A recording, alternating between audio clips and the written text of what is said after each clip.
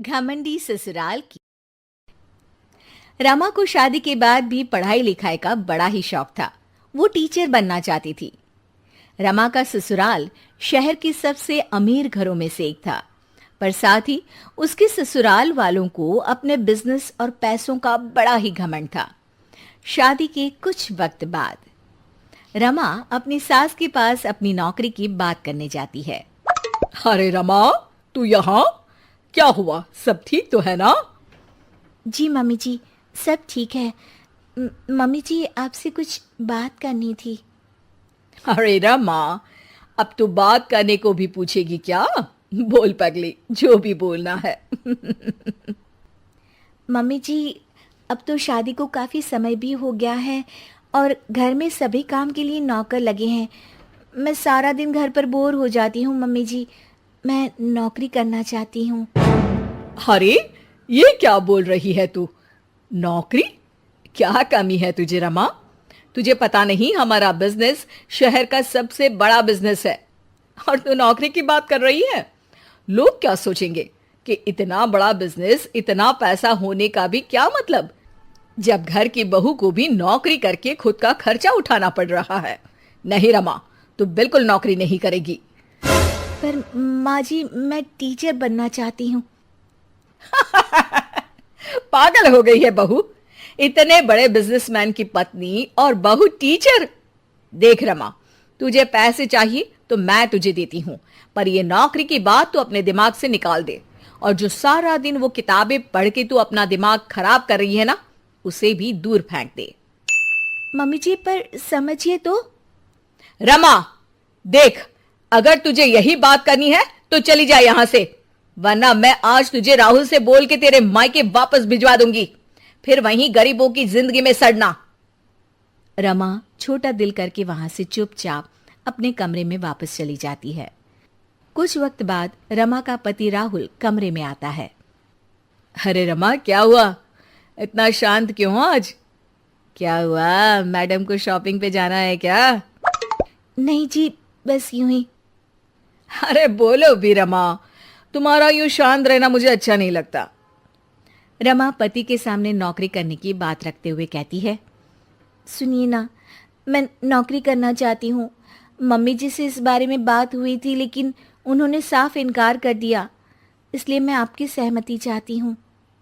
राहुल रमा की बात सुनकर जोरों से हंस पड़ता है।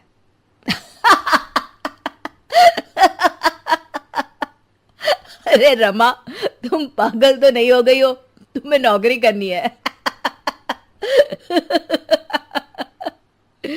क्या कमी है तुम्हें? तुम्हें शॉपिंग पर जाना है तो मेरा क्रेडिट कार्ड लेकर जाओ। और वैसे भी तुम एक अमीर बिजनेसमैन की पत्नी हो, तुम भी ना रमा।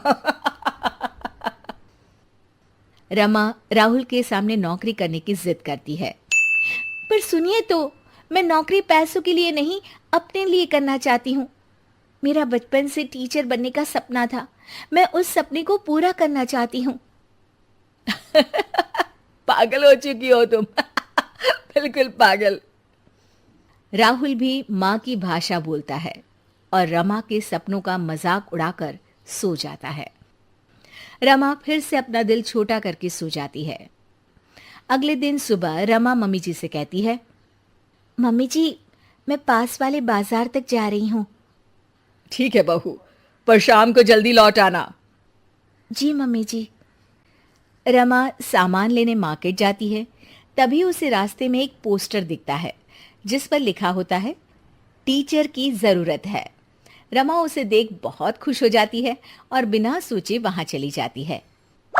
अब सुनिए, मैंने बाहर आपका पोस्टर दिखा, टीचर की जरूरत है, तो इसीलिए मैं अंदर चली आई। अरे मैडम, आप तो कोई बड़े परिवार से लगती हैं। हमारा तो बस एक छोटा सा एनजीओ है जिसके लिए हमें एक टीचर की जरूरत है जो कम पैसों में इन बच्चों को पढ़ा सके। अरे नहीं नहीं, मुझे पैसों की जरूरत नहीं है।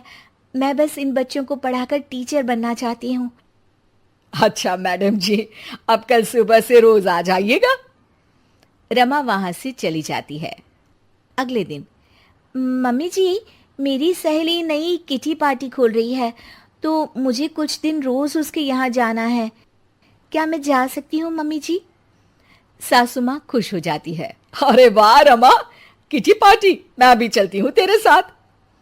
सासू माँ के साथ चलने की बात सुन रमा डर जाती है। जी जी जी जी माँ जी, वहाँ कोई आपकी उम्र का नहीं होगा, आप वहाँ बोर हो जाएंगी। अच्छा ठीक है बहू, तू जा, पर शाम को वक्त से आ जाना। हाँ।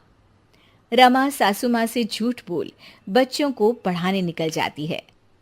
वक्त बीतता चला जाता है और कई दिनों तक यही सिलसिला चलता रहता है। एक दिन अचानक, अरे, ये रमा के कमरे में कॉपी और पेन, ये तो बच्चों की कॉपी लगती है।